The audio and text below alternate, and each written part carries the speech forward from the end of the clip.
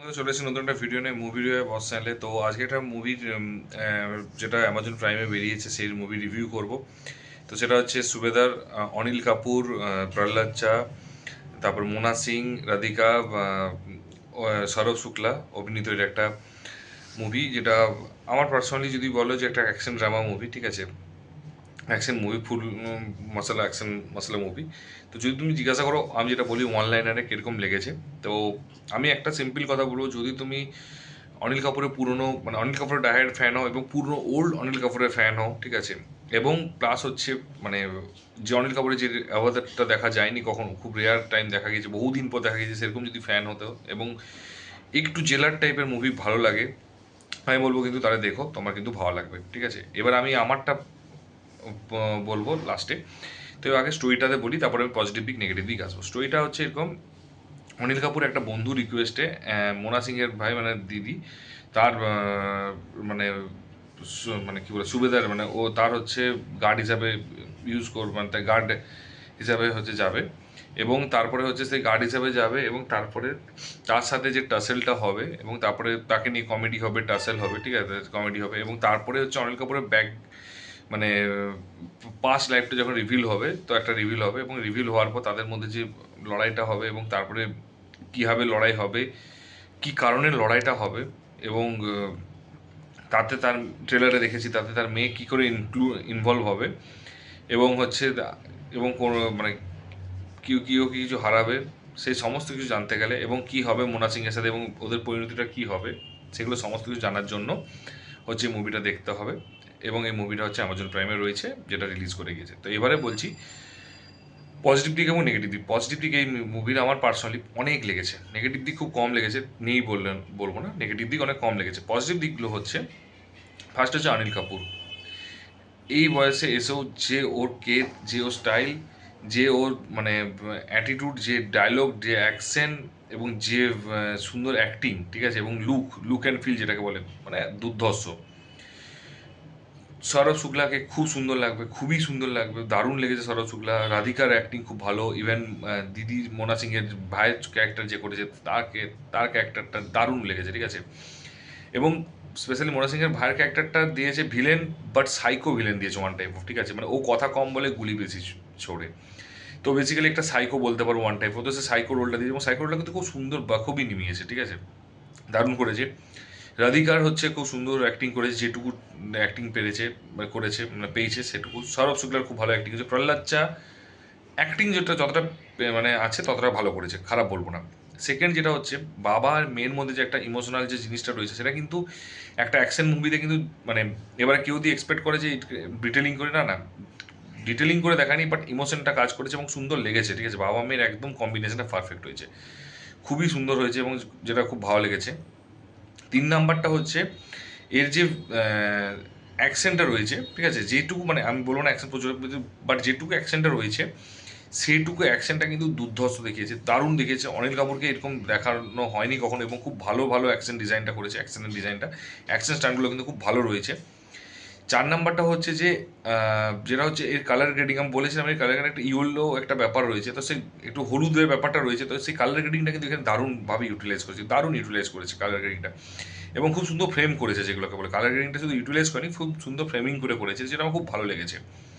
তারপরে হচ্ছে এই মুভিটার আরেকটা যেটা বেস্ট পার্টটা লেগেছে, ডায়লগগুলো কিন্তু খুব ভালো রিটার্ন আছে, ডায়লগগুলো ভালো লেগেছে, এবং বিজিএম কিন্তু খুব মানে পুরো মুভিটা না, বিজিএম একটা খারাপ লেগেছে একটা, তো বিজিএমটা কিন্তু খুব সুন্দর লেগেছে, দারুণ লেগেছে।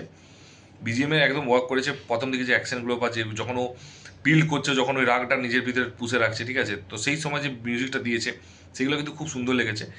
এবং তারপরে হচ্ছে তারপরে হচ্ছে অনিল কাপুরকে হচ্ছে পুরোপুরি যে বিল্ড আপ দেওয়াটা, সেই বিল্ড আপটা কিন্তু খুব সুন্দর দিয়েছে, ঠিক আছে, মানে ওই যে ওকে রাগাচ্ছে, ওকে লেলাচ্ছে যেটাকে বলে, তো সেই বিল্ড আপটা যখন অনিল কাপুরকে দিচ্ছে না, সেটা খুব সুন্দর বিল্ড আপ দিয়েছে, এবং যে বিল্ড আপটা খুব ডিজার্ভিং ছিল, সেটা খুব ভালো লেগেছে।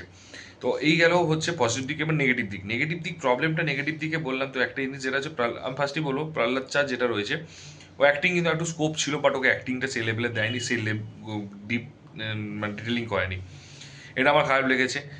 যেটা করতে পারতো, বাবা মেয়ের কিন্তু যেটুকু পারফরমেন্স দেখিয়েছে, যেটুকু হচ্ছে ওর ইয়েটা দেখিয়েছে, মানে ইমোশনসটা দেখিয়েছে, সেটা ভালো লেগেছে, বাট আর একটু ডিটেলিং হতে পারতো এটা, এটা কিন্তু একটা মিসিং গেছে, ভালো রকম মিসিং গেছে। তিন নাম্বারটা হচ্ছে ওর মেয়ের যে মানে মেয়ে যে কেন ও হচ্ছে মানে এই পাওয়ারফুল, এত কেন ও এত শক্তিশালী, সেই জিনিসগুলো কেন, কোন স্পোর্টসের সাথে যুক্ত, এবং কেন তারও একটা পাস্ট লাইফ আছে, তারও একটা লাইফ আছে, সেটাকে ডিটেলিং করলে আরও একটু বেটার লাগতো। বেশি করেন না, 5-10 মিনিট একটা ডিটেলিং করলে কিন্তু ভালো লাগতো, খারাপ লাগতো না কিন্তু। তো ওই ডিটেলিংটা মিসিং রয়েছে এখানে, যেটা করলে কিন্তু বেটার হতো আমার মনে হয়। এবং তারপরে বিজিএম পুরো সিনেমাটাতে যদি বলা বলা হয় যে ভালো, কিন্তু যেখানে অ্যাকচুয়ালি মানে মিউজিকটা দরকার, যেটা এন্ডিংয়ে সেই মিউজিকটা যখন অ্যাকসেন্টটা, সেই মিউজিকটা হচ্ছে সত্যি কথা বলতে কি একদমই খারাপ লেগেছে, ঠিক আছে, একদমই ভালো লাগেনি, ঠিক আছে। ওই জায়গাটাতে একদম, যেটা আমি পার্সোনালি বলছি, জেলারে যেটা হচ্ছে লাস্টে কিন্তু বিশাল কিছু ও হাই অক্টেন অ্যাকশন দেখায়নি কিন্তু, যদি কেউ, কিন্তু যখন এই ক্যামিওগুলো হচ্ছে, যখন অ্যাকশনগুলো করছে, বিশাল অ্যাকশন নেই, সেই সময় অনিরুদ্ধের যে বিজিএমটা রয়েছে, সেই বিজিএমটা একটা অ্যাড অন করেছিল, মশালা অ্যাড করেছিল, সেই মিউজিকটা কিন্তু এখানে মিসিং আছে। যে মিউজিকটা থাকলে কিন্তু আজ কিন্তু ওই সিনটা কিন্তু আরও বেটার হতো, এনহ্যান্স করতো, কারণ ডেফিনেটলি এটা এনহ্যান্স করতো, ঠিক আছে। এরপরে হচ্ছে আরেকটা যেটা হচ্ছে, দেখো একটা বাঙালিদের কথা আছে, পুজো আসতে আসছে এটাই ভালো লাগে, পুজো চলে এলে পুজো হুস করে শেষ হয়ে যায়, সেরকম ব্যাপার। তুমি বিল্ড আপ দিচ্ছ, প্রচুর বিল্ড আপ দিচ্ছ, বিল্ড আপ দিচ্ছ, বিল্ড আপ দিচ্ছ, অ্যাকশনটা একটু যদি স্টে হয়, এবং ওই অ্যাকশনের জায়গাটা বিল্ড আপের মিউজিক ভালো, বাট অ্যাকশনের মিউজিকগুলো সেরকম ঠিকঠাক দিতে পারছে না। এর ফলে কী হচ্ছে, ওটা রেসটা কেটে যাচ্ছে, মানে তুমি চোখ পলক পেয়েছো, অ্যাকশন হচ্ছে, শেষ। ও রেস কাটতে হবে। যদি তুমি একটা পুজোতে, আমরা যেটা বলি যে পুজো আসছে আসছে এবং খুব অনেক কিছু মেমোরেবল কিছু করেছে, দেখবে পুজোটা কিন্তু রেসটা পুজোর পরও কেটে রয়ে যায়। তো এইখানেও রেসটা যে অ্যাকসেন্টটা রয়েছে, অ্যাকসেন্টটা নিয়ে আমি বলবো না যে যেহেতু অনিল কাপুর, তুমি এক্সপেক্ট করছো অনিল কাপুর, অক্ষয় কুমার, অজয় দেবগন অ্যাকশন নয় যে তোমার বিভৎস হাই অকটেন অ্যাকশন হবে, বিভৎস, কিন্তু যেই অ্যাকশনটা দেখেছি সেটা কিন্তু খারাপ নয়, আবারও বলছি, সেটা যদি তুমি মার্ক করো কিন্তু আউট অফ 10-এর মধ্যে 7 পাওয়ার যোগ্য। বাট সেটাকে মিউজিকটা, যেটা রজনীকান্ত কিন্তু জেলারে হয়েছে, ওই যে মিউজিকটা দিয়ে দেওয়া, ওই মিউজিকটা যে যেটা পাওয়ারফুল মিউজিক দিচ্ছে, যেটাতে একটা আলাদা এনহ্যান্সমেন্ট অ্যাড করছে, একটা অ্যাড অন হচ্ছে, সেই জিনিসটা মিসিং আছে। মানে মিউজিকটা যেখানে বিল্ড আপ দিচ্ছে সেখানে খুব সুন্দর দিচ্ছে, বাট যেখানে অ্যাকশনের জায়গায় কিন্তু পুরো ইয়ে করে দিয়েছে। এর ফলে কী হচ্ছে, এর ফলে দুটোই মার খেয়েছে, মানে অ্যাকশনটা তুমি বুঝতে পারলে না, বিল্ড আপ দিলে কখন হয়ে গেল বুঝতে পারলে না, সেখানে হচ্ছে মিউজিক বিজিএমটা খারাপ হয়েছে। তারপরে হচ্ছে এখানে মোনা সিং কিন্তু এখানে এত পাওয়ারফুল ওকে দেখাচ্ছে, বলছে ওর দিদি, ওর ভাই এত পাওয়ারফুল, এত, আরে ভাই যদি আমার বাবা পাওয়ারফুল হয় তাহলে তো আমি ডেফিনেটলি পাওয়ারফুল হবো। বাট আমার বাবার নামে তুমি পুরো দুনিয়া কাঁপছে, এদিকে বাবার কোনো পাওয়ার দেখা যায় না, বাবার কোনো ডিটেলিং দেখা যায় না, বাবার কোনো ব্যাকগ্রাউন্ড দেখাচ্ছে না, আর তুমি এদিকে হচ্ছে ব্যাটার শুধু ব্যাকগ্রাউন্ড দেখিয়ে যাচ্ছ, সেরকম ব্যাপার সিচুয়েশন এইখানে। যে মোনা সিংয়ের যে যেটা রয়েছে দিদি, তার যে ভাই, তাকে শুধু পাওয়ারফুল দেখাচ্ছে, বাট তার দিদিকে কিন্তু পাওয়ারফুল দেখাচ্ছে না, এবং সেরকম তাকে বিল্ড আপই দিতে পারছে না, মানে not up to the mark. এবং কয়েকটা সিনে অ্যাকশন দেখার পর মনে হচ্ছে, মানে সত্যি কথা বলতে কি, অ্যাকশনটা দেখার পর তারপর তোমরা ভাই এ তো পারবেই না, তোমরা ওয়ান সাইডেড হয়ে গেছে, মানে যে একটা লড়াই হবে, একটা যে ইমোশনস হবে, এবং ওই যে ওর ফ্যামিলির সাথে যে ঢুকবে, মানে কী করে ওর ফ্যামিলি ইনক্লুড হলো ওখানে, ঠিক আছে, ওই একদিনে যখন তার বন্ধু রিকোয়েস্টে একদিন যেহেতু সুবেদার হওয়ার যে ডিউটিটা পালন করছে, ঠিক আছে, তো সেই জিনিসটা হচ্ছে একদিনে তার বন্ধু রিকোয়েস্টে সে যখন একদিন এটা করছে, তো ইনভলভ হলো। তো ইনভলভ হওয়ার পর ওকে তো মানে সেরকমভাবে পাওয়ারফুল, ভাইটাকেও ডেফিনেটলি ভিলেন হিসেবে ভালো লেগেছে, কিন্তু ওকেও পাওয়ারফুলটা হতে হবে। তুমি ভিলেন হিসাবে ভালো হওয়া অ্যান্ড পাওয়ারফুল ভিলেন, দুটোর মধ্যে কিন্তু অনেক পার্থক্য। আমি একটা জিনিস বলছি, যেমন অগ্নিশপথে সঞ্জয় দত্ত যেটা ছিল, যে ও পাওয়ারফুল ভিলেনও হয়েছিল অ্যান্ড হচ্ছে ভিলেন হিসাবেও ভালো হয়েছিল। বাট কিছু কিছু আছে দেখবে ভিলেন হিসেবে খুব ভালো, ঠিক আছে, কিন্তু পাওয়ারফুল নয়। আবার কিছু কিছু ভিলেন আছে পাওয়ারফুল কিন্তু ভিলেন হিসেবে ভালো নয়, ঠিক আছে। তো সেই অনুযায়ী আমি বলবো, যেমন মাস্টারে বিজয় সেতুপতি, ও ও কিন্তু পাওয়ারফুল ভিলেন, ঠিক আছে, ভিলেন হিসেবে কিন্তু আমি কখনো যদি বলে ভিলেন হিসেবে বিশাল বিজয় সেতুপতি কাজ করছে না, কিন্তু পাওয়ারফুল ভিলেন করেছে। আবার হচ্ছে জওয়ানও ভিলেনটা পাওয়ারফুল করেছে, কিন্তু ভিলেন হিসেবে বিশাল কিছু পারফরমেন্স নেই, কিন্তু পাওয়ারফুল ভিলেন বানিয়েছে, এরকম ব্যাপার। তো ওকে ভিলেন হিসেবে ভালো মেনেছে, কিন্তু পাওয়ারফুল না। এর ফলে কিছু ওয়ান সাইডেড ম্যাচ চলছে যেমন মনে হয়, ঠিক আছে। তো সেই জিনিসটা হচ্ছে মিসিং হয়েছে, এবং মোনা সিংয়েরও বিল্ড আপটা ঠিকঠাক দিতে পারেনি। তো ওই জিনিসটা অ্যাকচুয়ালি আমার মনে হচ্ছে যে একটু বেটার করতে পারতো। এবং ডিটেলিং যেটা সবচেয়ে বড় কথা হচ্ছে পুরো কিন্তু, এবং কেউ যদি বলে আমি এনজয় করবো, আমাকে একটা কথাই বলে দিই, যদি কেউ যদি বলে আমি ফুল টু এনজয় করবো, দারুণ মস্তি করবো, তাহলে কিন্তু মুভিটা সিরিয়াসলি দেখো, দারুণ লাগবে, এবং ফুল টু এনজয়ের জন্য পারফেক্ট মুভি।